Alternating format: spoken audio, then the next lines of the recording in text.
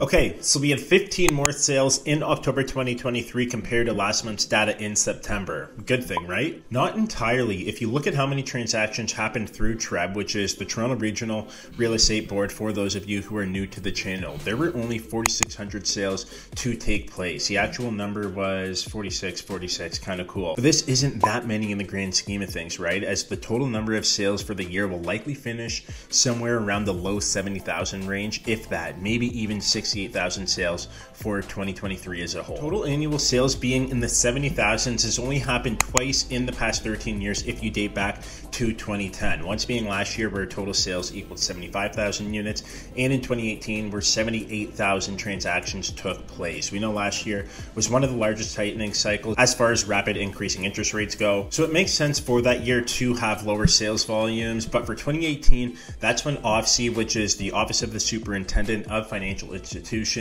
they actually introduced the stress test for uninsured mortgages in 2018, which is a good thing. Before we go any further, I would like to ask if you can like and subscribe to the channel if you find value from this type of educational real estate content. My name is Trey and I help people transact here in the Greater Toronto Area real estate market. I love making these types of videos to keep you in the know about everything real estate here in the Greater Toronto Area. So if you have any questions or would just like to connect, be sure to do so by clicking the first link in the description and pick a time that best suits your availability. Those are a couple of reasons on why those 2 years had lower sales volumes, but if you want to know what the typical yearly sales volume numbers are, then you're in store because I ran those numbers for you. So over the last 13 years, the GTA Real Estate Board reported an average of 92,600 units sold. So to finish 2023 off with 20,000 fewer transactions is pretty eye-opening. Getting back on track, I would say one of the biggest reasons for the lack of sales this year in 2023 is obviously due to the skepticism in our market and buyers really wanting to wait things out until they see some stability or easing when it comes to rates, because even though prices have come down a little bit, affordability is still the worst or the most expensive that it's ever been. Looking to average prices for each asset class in the 416 area code, those can be seen here. So for detached properties, we had an average selling price of $1.718 million, which is just 0.3% less than last month in September, so no change there. Semis traded for an average price of $1.278 million, down 0.28% from September, so again, no change there. Townhomes sold for, call it, $1 million. The actual number was 1.017 million, so not far off, but the change there was a little more greater at 2.5% greater than last month's data, and condos averaged $730,000 in October 2023, which was just 0.4% less than September 2023. You can also see here that the year-over-year change in prices weren't that drastic either, but I wanted to focus on monthly changes as that paints a better picture of how the market is currently doing over the course of the year, and especially in the third and the fourth quarter of 2023. Okay, so what I just did was a breakdown of the average price by asset class in the 416 area code.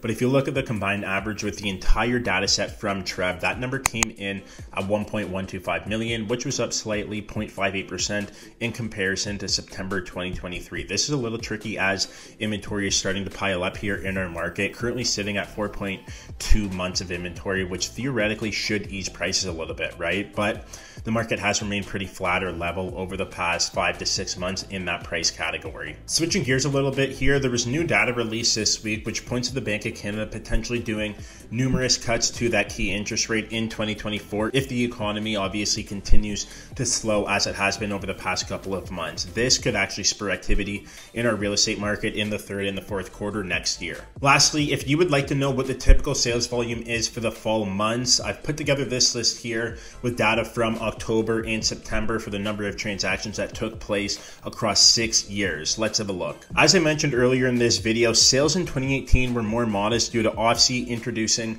the stress test for uninsured mortgages, and things were obviously crazy during 2019 and 2020. I don't have to explain why. You've heard that a trillion times over the past couple of years, but in 2022 and 2023, those years are more noticeably quiet than 2018, not even touching 5,000 units in either of the years for October and September. It will be very interesting to see how the fall performs in 2024, and I actually have a feeling that we will see more activity like in the beginning of this chart, but only time will tell. I hope you all enjoyed today's video and got something of real value from it today. Questions, you know what to do, hit me up and let's get connected. I hope you all have a very safe but fun-filled weekend. Remember to trust the process and fall in love with your journey.